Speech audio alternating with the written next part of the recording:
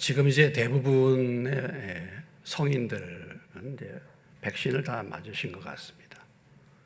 지금 10명 중 7명의 성인이 백신을 2차 접종까지 했다, 이런 이제 얘기가 들려지고 있습니다.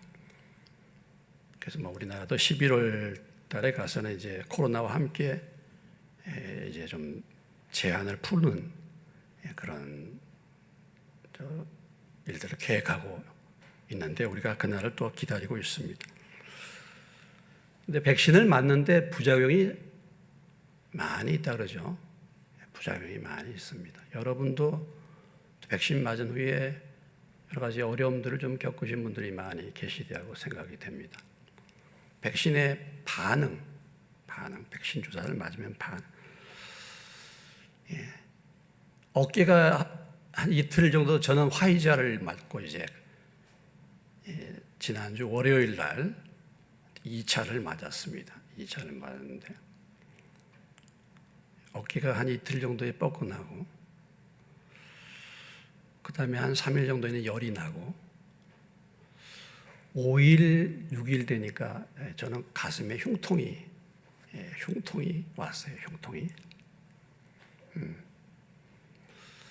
이런 이제 반응이, 백신 맞은 반응이 나왔어요.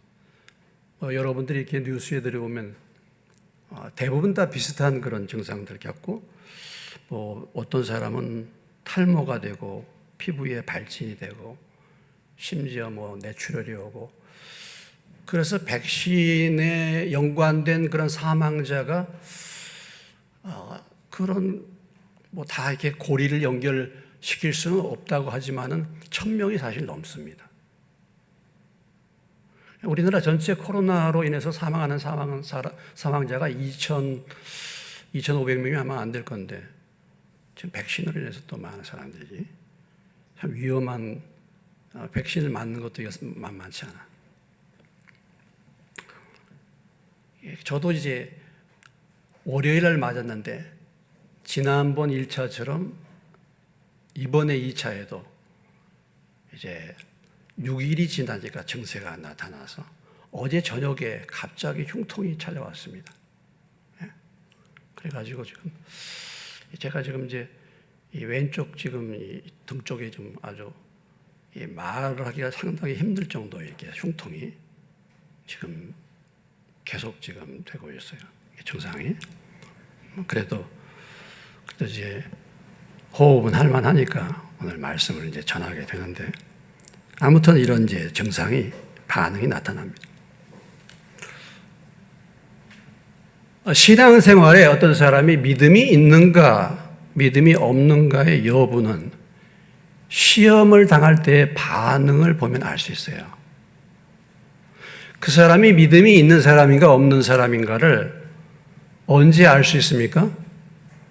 시험이 닥칠 때, 어려운 일이 닥칠 때 그 사람의 믿음을, 그 사람이 어떤 반응을 보이느냐에 따라서 그 사람의 믿음을 알 수가 있습니다. 자, 지금 코로나19가 왔는데 이런 위기와 어려움들이 오면은, 환난과 어려움이 올 때 더욱더 하나님을 의지하느냐, 더욱더 하나님께 가까이 가는 사람, 도리어 코로나19라는 이런 어려움들, 그 외에 다른 어려움이 올 때 더욱 믿음이 견고하게 세워지는 사람은 믿음이 있는 사람입니다. 그 반응을 보면요. 이렇게 어려움이 오면요, 믿음이 없어. 보이질 않아요. 지금 이제 뭐 거의 2차까지 맞았으니까 어지간하면 나오는데, 우리 새신자 되는 우리 유연석, 권호섭 형제도 이렇게 나오는데 지금 집사님들 중에서 한 번도 보이지 않는 분들이 계세요. 과연 그분들이 믿음이 있는가? 어떻게 거의 2년이 다 돼가는데 얼굴 한 번 보이지 않을까? 그런 반응을 보면 정말 믿음이 있는가? 이걸 좀 볼 수 있어요. 믿음이 추락하고 타협하고 신앙을 포기하고 뒤로 물러가기 시작합니다. 그것은 그 사람의 믿음이 없다는 것이죠. 오늘 본문 사도행전 13장 42절로 52절 오늘 본문은 이제 설교에 대한 반응입니다. 설교에 대한 반응. 예. 백신도 반응이 있고 시험이 올 때 사람들의 반응도 있고, 근데 설교도 반응이 있어요. 설교도. 예. 말씀을 전한 후에 말씀에 대한 반응이 어떠한가? 이것을 우리에게 보여주고 있지 않습니까? 사도 바울이 비시디아 안디옥 회당에서 여러분 복음을 전했지 않습니까? 바울이 복음을 전했으니까 그 복음이야말로 얼마나 생생한 복음이겠습니까? 그 복음이야말로 얼마나 분명한 복음이겠습니까? 이런 복음을 전했는데 복음에 대한 반응, 설교에 대한 반응이 오늘 나타나 있는데 여기 보면 이제 두 가지가 나타나 있죠. 두 가지가 나타나 있습니다. 이것은 어느 설교나 마찬가지예요. 어느 말씀이나 사람들이 이 말씀에 대한 반응이 이렇게 갈라지고 있다는 사실을 우리에게 보여주고 있는 것입니다. 일단은 바울이 설교했을 때, 바울이 복음을 전했을 때 이 바울의 복음을 받아들이는 사람이 있었습니다. 그렇죠? 말씀을 그대로 받아들이고, 말씀을 그대로 흡수하고, 말씀을 그대로 믿는 사람들, 말씀에 대해서 열린 마음으로 그 말씀을 받는 사람들, 말씀에 대해서 호의적인 반응을 보인 사람들이 있었다라는 것입니다. 그 호의적인 반응을 보인 사람들의 내용들이 오늘 42절로 44절에 나오고 있죠. 또 48절로 49절에 나오고 있습니다.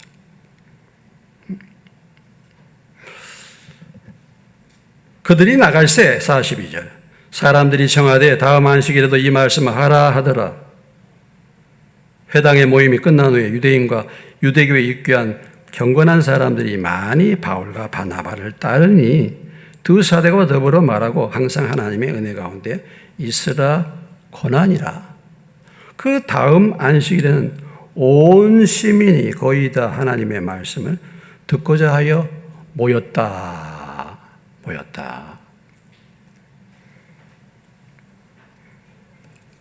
그러니까 말씀의 은혜를 받아가지고, 그렇죠? 말씀의 은혜를 받았습니다. 그래서 이 바울 일행에게 그들이 남아가지고 나갈 때 다음 안식일에도 여기에 대해서 좀 말씀을 해 주십시오. 다음에도 오셔갖고 다음 안식일에도 와서 오늘 이번 안식일에 말씀했던 그 말씀에 대해서 좀 더 저희들이 더 뭐예요? 다시 한번 자세히 듣기를 원합니다. 이런 얘기죠. 오늘 말씀을 들어보니까 말씀이 참 의미가 깊은데 이 말씀에 대해서 다시 한번 듣기를 원합니다. 이렇게 요청하는 거죠. 그렇게 요청한 사람들이 누구였습니까? 일부 유대인들과 유대교에 입교한 경건한 사람들. 그러니까 유대교에 입교한 경건한 사람들이라는 것은 이방인들을 말하는 것입니다. 이방인들 가운데 유대교에 들어와서 같이 이 회당에서 말씀을 들었던 이방인들이죠. 그런 사람들이 말씀을 다시 듣기를 요청했다라는 것이죠. 그리고 회당의 모임이 끝난 후에 유대인과 유대교에 입교한 경건한 사람들이 많이 바울과 바나바를 따르니 그 두 사도가 더불어 말하고 항상 하나님의 은혜 가운데 있으라 권하니라.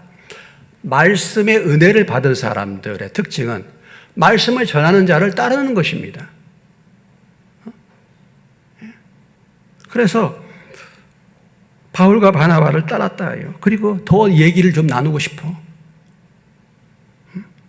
말씀의 은혜를 받은 사람들은 말씀을 전하는 자를 따르는 거예요.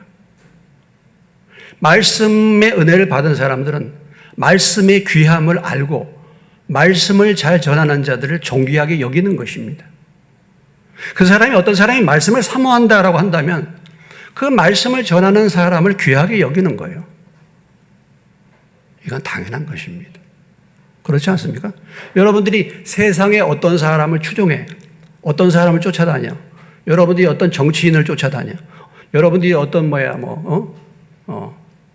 성공하는 사람을 쫓아다닌다. 뭐 이렇게 해도 그 사람에게 은혜를 받고 그 사람에게 뭔가 배울 것이 있다고 한다면 그 사람을 쫓아다니잖아요. 말씀의 은혜를 사모하는 사람들은 말씀을 전하는 자들을 따라가 뭔가 더 배우기를 원합니다.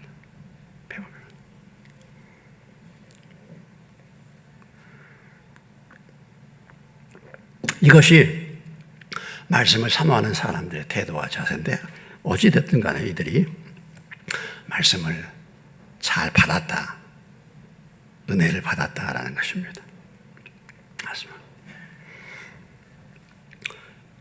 그리고 이들의 주 세력이 누구냐?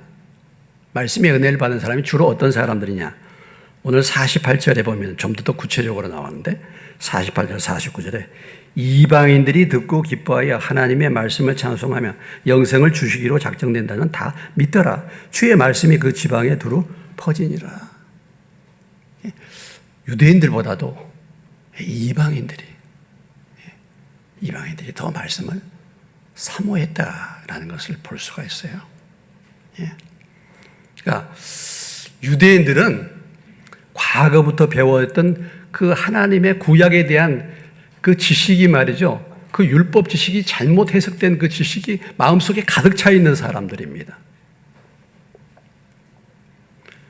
뭔가 자기의 것이 가득 차 있는 사람은 순수하게 말씀을 듣고 깨닫고 은혜 받기가 쉽지가 않아요. 오늘 이방인들은 하나님의 말씀, 복음을 듣고 그대로 그들이 받고 기뻐했다.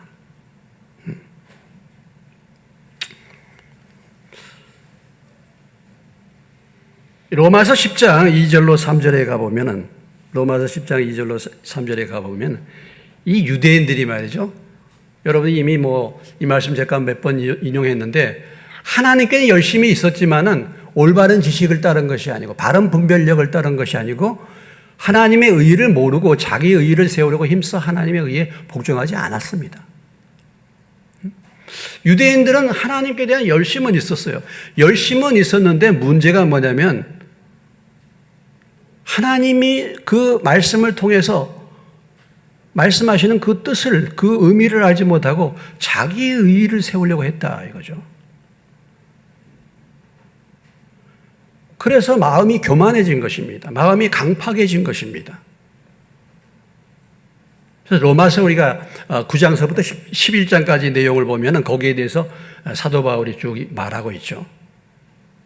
하나님께서 유대인들을 택하시고 하나님의 말씀을 유대인들에게 주었어요. 그들은 먼저 택하셨는데 그들이 하나님의 의의를 모르고 하나님을 대적하고 자기 의의를 세우니까 교만하여 결국은 하나님의 말씀을 받지 않으니까 하나님께서 방향을 틀었다 이거예요. 그래서 누구에게 복음을 전하기 시작했습니까? 바로 이방인들에게 복음을 전하게 되었다.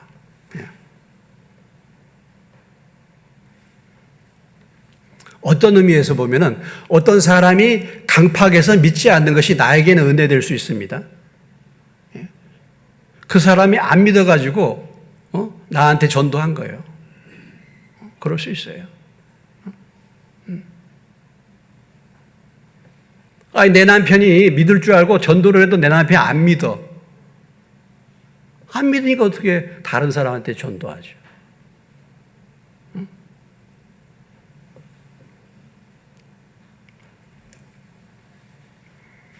로마서 11장 11절 그러므로 내가 말하노니 그들이 넘어지기까지 실족하였느냐 그럴 수 없느니라. 그들이 넘어짐으로 구원이 이방인에게 이르러 이스라엘로 시기나게 함이니라. 20절에 또 이런 말씀이 있습니다. 옳더라. 그들은 믿지 아니함으로 꺾이고 너는 믿음으로 섰느니라. 높은 마음을 품지 말고 도리어 두려워하라. 이방인들이 경고해 주는 말씀이죠. 유대인들을 불러셨는데 그들이 믿지 않았기 때문에 하나님이 그들을 꺾었어. 예? 그들에게 뭐예요? 그들을 포기하고 일단은 마음이 준비된 이방인들에게 복음을 전했다. 그러니까 이방인 너도 조심하라 이런 얘기입니다. 교만하지 말고.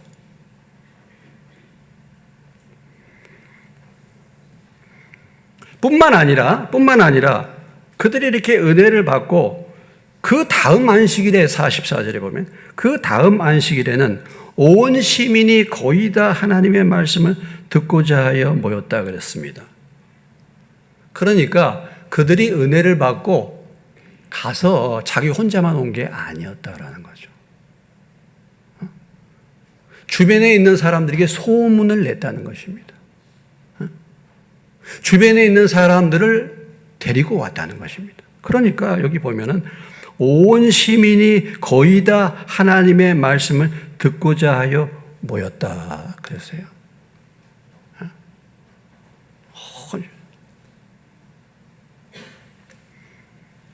제가 학교 다닐 때 제가 은혜를 받아가지고 학교에서 매번 집회가 있었습니다. 그래서 이제 우리 그 모임의 인도자 되시는 분이 오셔서 이제 학교에서 집회를 가져요. 우리가 그 동아리를 만들어가지고 학교에다 신청을 하고 집회를 이제 허락을 받아가지고 집회를 합니다. 그러면은 그 집회에 학생들을 참여시켜야 되잖아요. 한 사람이라도 그 말씀을 듣고 구원받아야 되잖아. 제가 안내지 전도지 3,000장을 만들어가지고 3,000장을 뿌리고 다녔어요. 3,000장. 예? 3,000장. 근데 그거 보고 온 사람 한 사람 왔어. 예? 그거 보고 온 사람 한 사람이야. 그렇게 뿌렸는데도. 참, 한 사람이 얼마나 귀합니까?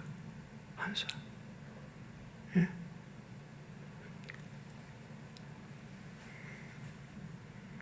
그래도, 말씀이 은혜가 되는데 혼자 오지는 않겠다. 그거 다, 우리 집안 식구도 좀 데리고 가야 되겠다. 이런 거잖아요? 예? 말씀의 은혜를 받은 사람의 태도와 자세입니다.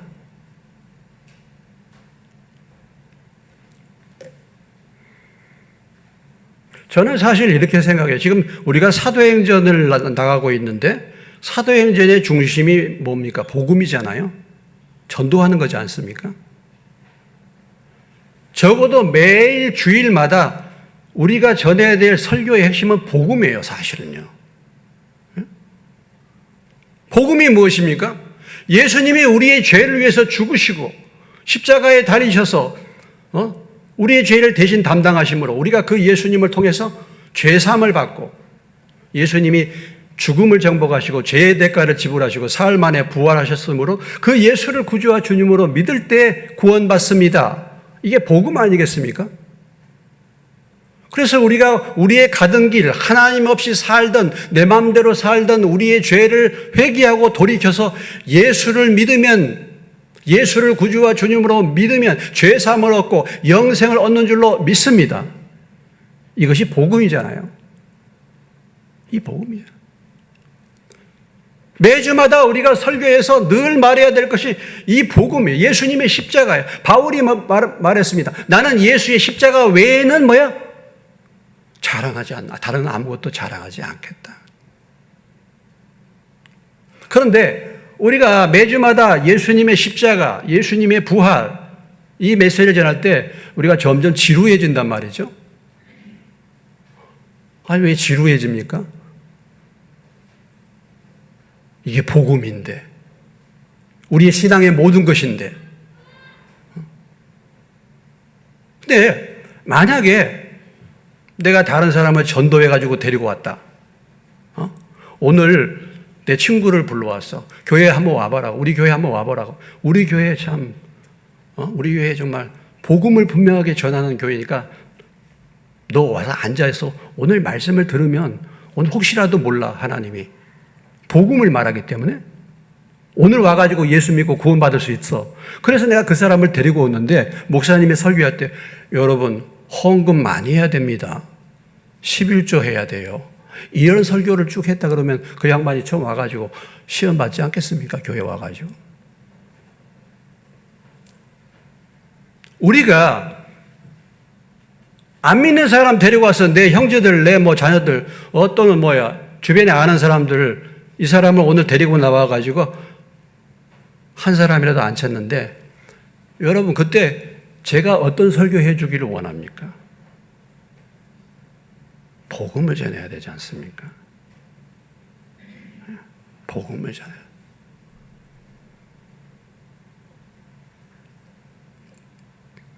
근데 그런 사람이 없어요. 그런 사람이 없어. 나는 복음을 잘 다 알고 있는데 왜 목사님이 자꾸 복음만 얘기하나? 그것만 얘기하나? 지루해 줄 수 있지 않습니까? 뻔히 다 아는 건데.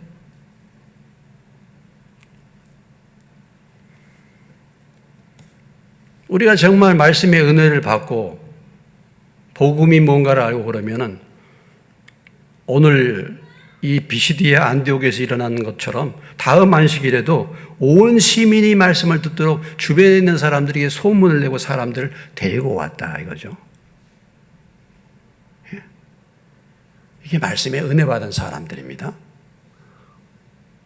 이런 은혜가 여러분에게도 임하시기를 주의 이름으로 축원합니다. 말씀에. 말씀을 참 말씀의 은혜를 받으려면 마음이 준비되어야 되지 않겠습니까? 성경에 보면 말씀의 은혜 받은 사람, 은혜 받은 사건들이 몇 군데 나오는데, 먼저 사도행전 17장 11절로 12절에 가보시면은 베레아에 있는 사람들은 데살로니가에 있는 사람들보다 더 너그러워서 간절한 마음으로 말씀을 받고 이것이 그러한가요? 날마다 성경을 상고함으로 그 중에 믿는 사람이 많고 또 헬라의 기분과 남자가 적지 아니했다. 베레아 지역에 있는 사람들이 믿는 사람들이 많아졌는데 믿는 사람들이 많아진 이유는 무엇입니까? 데살로니가 지역에 있는 사람들보다 더 마음이 너그러워서 더 마음이 열려서 간절한 마음으로 말씀을 받았다. 뿐만 아니라 그 말씀이 그러한가요? 날마다 성경을 보았다는 것입니다. 상고, 성경을 날마다 살폈다는 거죠. 이러니까 믿는 사람이 많아졌다.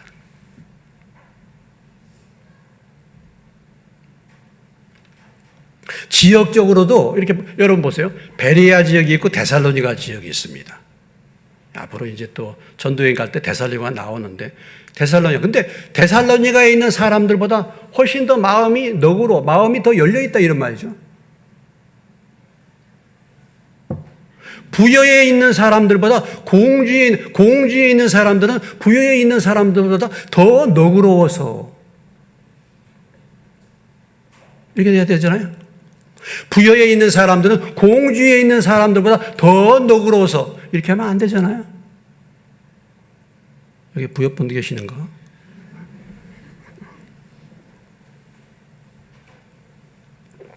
근데 지역도 말이죠. 참 이렇게 지역도 달라. 여러분 서울의 강남에 우리나라 가장 번화가가 강남인데 강남은 예수 믿는 사람이 50%입니다. 서울에 제일 번화한 도시가 강남인데 강남에 예수 믿는 사람은 50%예요.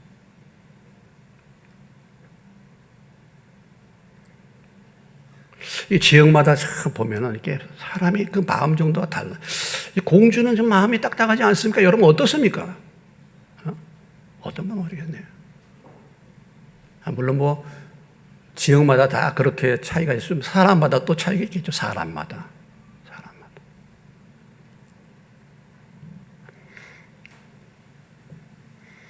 그런데 또 데살로니가에 있는 또 몇몇 성도들은 또 그렇지 않았어요. 보면은 데살로니가전서 2장 13절에 가보시면은 이러므로 우리가 하나님께 끊임없이 감사하면 너희가 우리에게 들은 바 하나님의 말씀을 받을 때 사람의 말로 받지 않고 하나님의 말씀으로 받았다.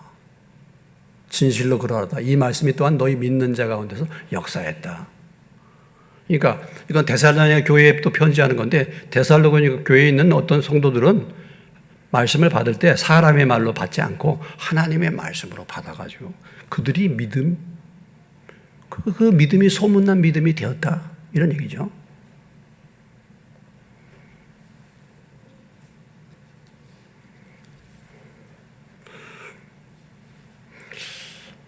우리가 참 오늘 이 말씀에 대한 반응이 있잖아요. 말씀에 대한 반응. 은혜 중에 은혜, 복 중에 복이 무엇입니까? 심령이 가난해서 하나님의 말씀을 사모하는 복인 줄로 믿으시기 바랍니다. 예?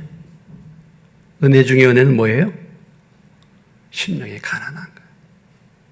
그러니까 예수님이 산상수훈 하면서 맨 처음에 복을 얘기할 때 심령이 가난한 자는 복이 있나니 천국이 저희 것입니다. 천국은 다른 것이 아니에요. 천국은 심령이 가난하면 천국이에요. 심령이 가난한 사람들에게 임하는 것이 천국입니다. 이게 오늘 제가 시편 42편을 이렇게 교독 가운데서 나눴는데 사슴이 시냇물을 사모하듯이 내 영혼이 주를 사모하나이다. 주님을 사모하고 주의 말씀을 사모하는 거예요.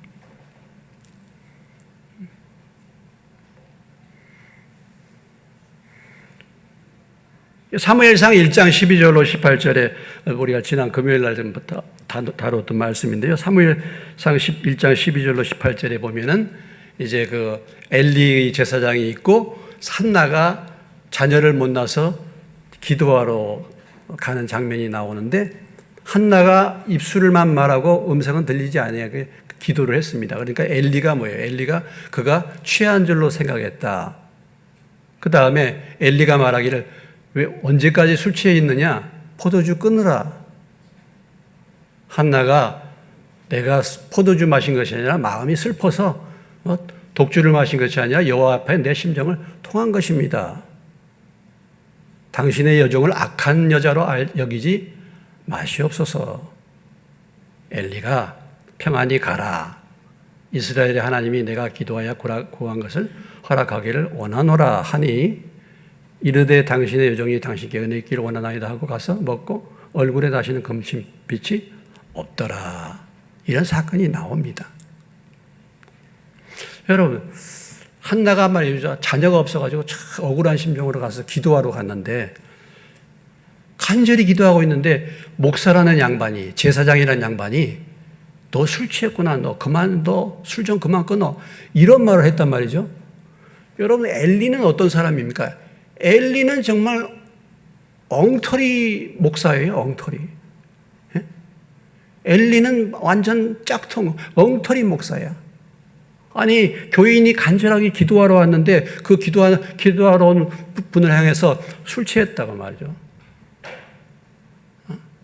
술 취했다고 이렇게 말하면 여러분들은 어떻게 반응하겠습니까? 어떻게 반응하겠어요? 저런 정말 사건이 있나?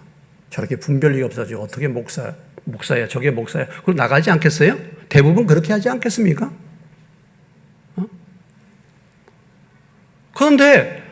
그런데 한나의 태도와 자세를 보세요. 한나가 뭐라고 했습니까?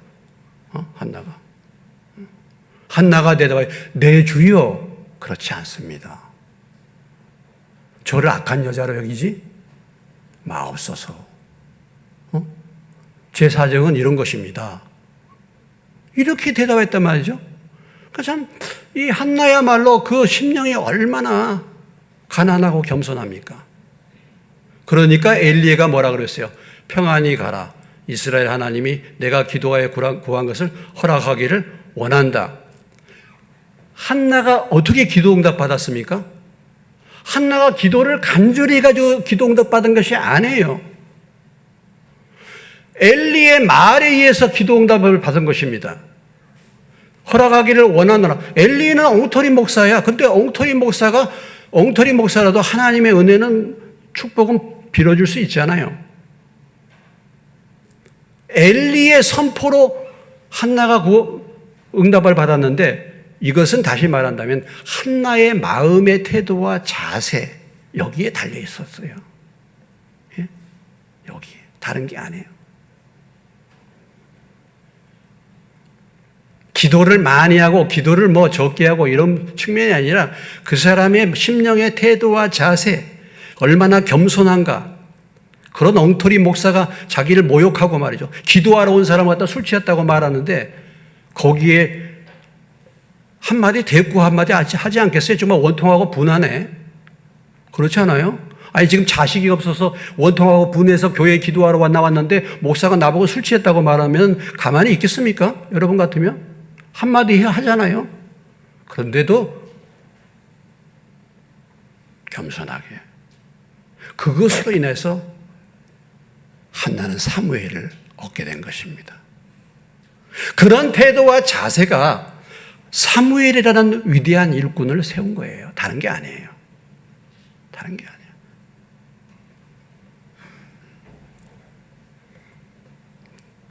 참 이렇게 마음이 겸손하게 열리고 순종하는 거예요. 이게 좀 복이에요. 사람의 마음이 얼마나, 여러분, 사람의 마음이 얼마나 강팍합니까? 하나님이 천지를 무엇으로 창조하셨어요? 말씀으로 창조하셨습니다. 빛이 있으라 하며 빛이 그대로 됐다 그랬어요. 하늘이 있으라, 궁창이 있으라, 그대로 다 됐어요. 하나님이 말씀하시면 그대로 됐습니다. 다. 그런데 하나님이 아무리 말씀하셔도 안 되는 게 있어. 그게 뭐예요? 심령의 변화라니까. 아무리 얘기해도 안 들린다니까요. 안 해요. 아무리 얘기해도.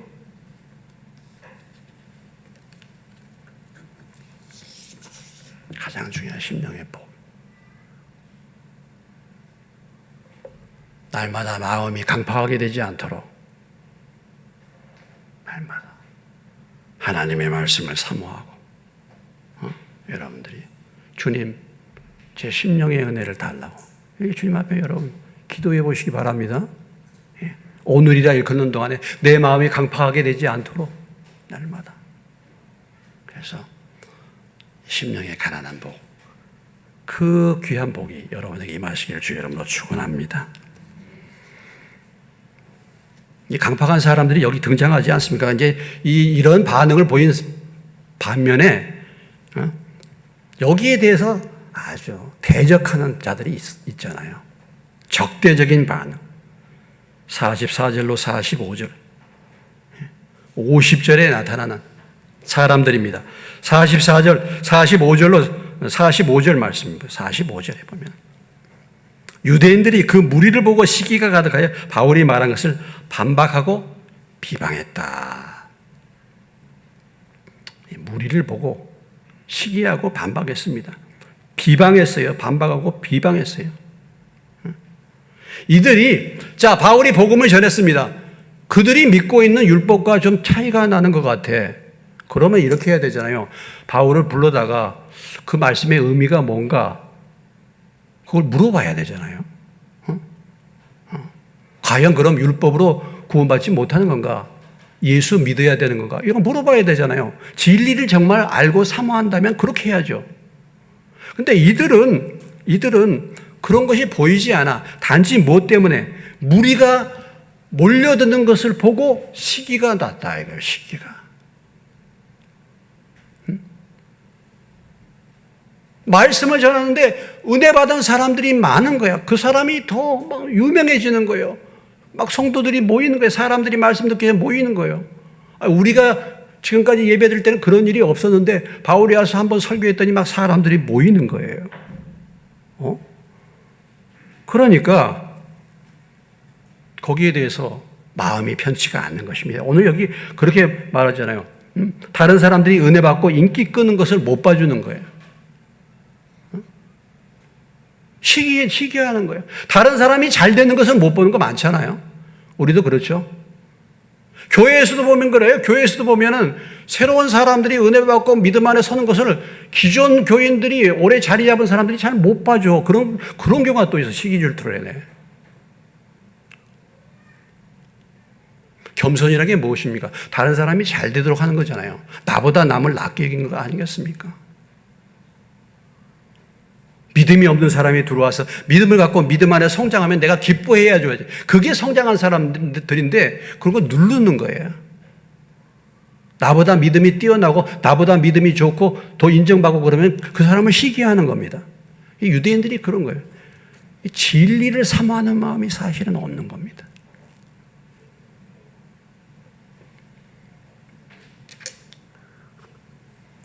그래서 반박하고 비방을 했다. 비방을 했다. 오늘날 참 보면은 이렇게 뭐 기독교에 대해서 말하면 별별 비방의 글들이 막 달려요. 뭐 교회가 욕먹을 일을 많이 해가지고 그런 비방을 한다. 뭐 그런 건 받아들이고 회개해야 되겠구나 교회가. 뭐 오징어 게임에도 뭐 기독교인들을 세 번 등장시키는데 거기서도 뭐 아주 이상한 정말 조롱하는 것으로 이렇게 해가지고 그걸 인용을 했거든요. 그 장면들을 기독교인들은 정말 참 세상에서 정말 우습게 지금 여긴다 이거죠. 그런 비방을 받을 때 정말 교회가 제대로 못 살았구나 하고 회개는 해야 되는데 문제는 뭐냐면 그렇게 비방하는 사람들이 제대로 알고 비방했느냐. 어떤 경우는 보면요. 아무것도 모르면서 무조건 비방하죠. 성경을 한 번도 읽어보지도 않고 성경에 대해서 비방해. 듣고 보지도 않는 것을 비방하는 거예요. 그런 사람들 많이 있지 않습니까? 이런 사람들이 주로 어떤 사람이야? 말씀에 무지하고 진리는 사모하지 않으면서 형식적인 태생적인 그런 종교인들, 이런 사람들, 오늘 유대인들이 바로 그런 사람들이었죠. 그들이 비방했다.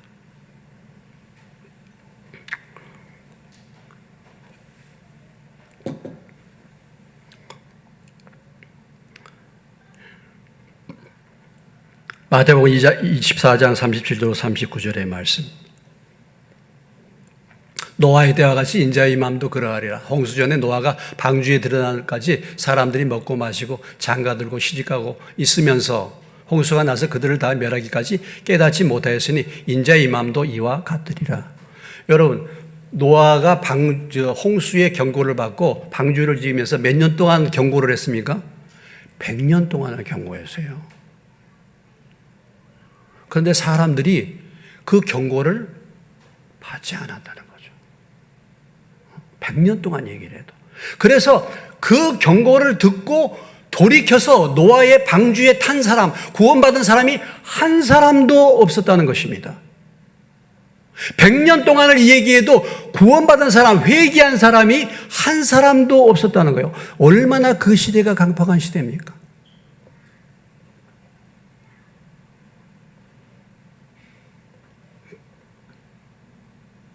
우리가 에레미야를 보면요. 에레미야 이제 다 찾아보진 않겠습니다. 에레미야에 보면 참 에레미야가 그렇게 얘기를 해도 안 들어요. 경고. 바벨론에게 망한다. 항복하라. 그런데 한쪽에서는 뭐야? 우리가 하나님 믿는 백성인데 왜 바벨론에게 항복해? 하나님이 우리와 함께 하시면 우리가 바벨론을 이겨. 그러니까 이 소리가 더 인기를 끄는 거예요. 그러니까 이 소리를 붙드는 거잖아요. 에레미야 얘기를 안 들어요. 에레미야 얘기는 인기가 없는 얘기예요. 망한다는 얘기인데, 회개하라는 얘기인데. 그런데 실제로 어떤 일이 벌어졌습니까? 바벨론이 쳐들어왔잖아요. 그래서 이스라엘이 뭐예요? 침략을 당했어요. 그런데도 에레미야를 안 믿어요. 두 번째 침략을 받았어요. 그런데도 에레미야를 안 믿어요. 세 번째 침략을 받아요. 망했어, 나라가. 나라가 망했는데도 그래도 에레미야 말을 안 들어요. 참, 이 에레미야서를 가만히 보면요. 야, 정말.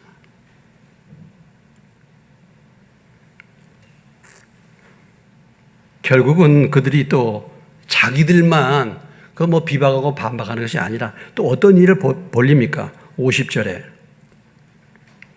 이에 유대인들이 경건한 귀부인들과 그 신의 유력자들을 뭐예요? 선동하여 바울과 바나바를 박해하게 하여 그 지역에서 쫓아냈다라는 것입니다. 그 당시에 지역사회에 안 믿는 경건한 기부인들이 유대교로 많이 들어왔어요. 왜냐하면 유대교에서는 그래도 도덕적으로 바른 걸 가르치잖아요. 로마 시대 당시에는 완전히 문란한 시대입니다. 그래서 가정이 자꾸 깨졌어요. 유대교는 가정을 잘 경건하게 살아라고 하잖아요. 그래도 율법은. 그러니까 많은 경건한 기부인들이 유대교로 왔는데 그 사람들을 충동해가지고 그 남편들이 다 유력자들이잖아요. 선동해가지고 바울과 바나바 일행을 추방하는 것입니다.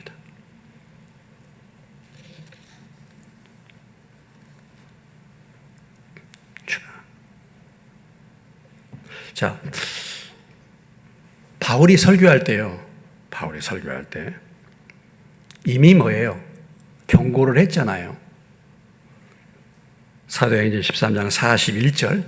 바울 설교의 맨 마지막 설교, 맨 마지막 부분이 무엇이었습니까? 41절을 같이 읽겠습니다. 다시 한번.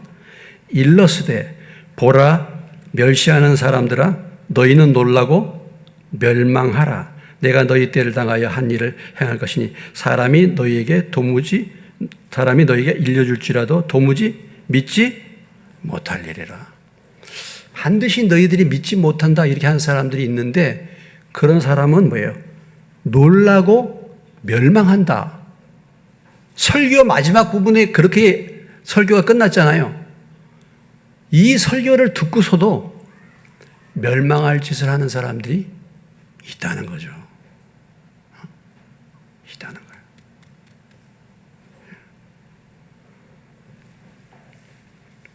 오늘 바울 설교, 바울이 복음을 전했을 때의 반응입니다. 여러분은 하나님의 말씀을 들을 때 여러분의 태도와 자세는 어떻습니까? 교회에 그냥 주무시러 오시는 분도 계세요, 처음부터. 물론 피곤해서 여러분 주무신다고 하면 이해를 해요. 근데 오자마자 처음 말씀을 시작할 때마다 주무시는 거예요. 조는 거예요. 무엇을 말하고 있습니까? 말씀에 대해서는 무관심하다는 거죠. 다른 생각하고 있습니다. 집중하지 않아요. 우리 중고등부는 여기 있으니까 어떨지 이렇게 하면 이제 집중을 이제 하는데 저 뒤에 가서 있으면 딴짓하고 있어요. 제가 가만히 보면요.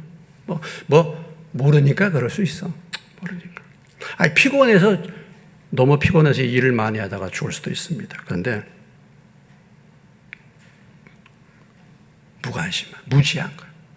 들어도 관심이 없으니까 무슨 소리인지 깨닫지를 못하는 거예요. 깨닫지를 못하는 거예요. 무슨 말을 하고 있는지.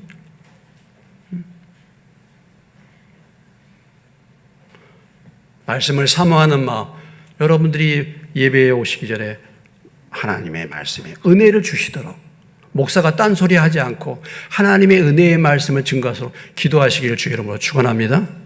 그런 마음으로 오시면은 은혜를 받을 수 있어요. 제가 심지어는 엘리의 말에도 은혜를 받았는데 한나가 마음이 그렇게만 준비되면 제가 여러분에게 불경 얘기하겠습니까? 안 하죠. 불경 얘기 안 합니다. 하나님의 말씀을 전하죠, 제가. 은혜를 받을 수 있어요. 물론 어느 때는 또 설교가 끝난 다음에 이렇게 반응하신 분도 있어요. 은혜 받았다고. 그럴 때는 참 제 마음이 기쁘죠.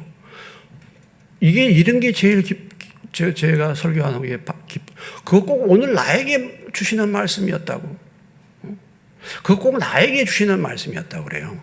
그러면 제가 더 기쁘지 않겠습니까? 오늘 핍박을 받지만 제자들이 기쁨과 성령이 충만했다 그랬는데 어찌됐든 간에 그런 사람이 한 사람만이라도 있다고 한다면 얼마나 기쁨이 되겠습니까? 말씀의 은혜를 받았구나. 은혜를 받았구나. 다른 무엇보다도 즉각적인 반응을 하지 않더라도 말씀을 듣고 예배 자리에 나오다 보니까 그 사람이 변화가 되는 거야.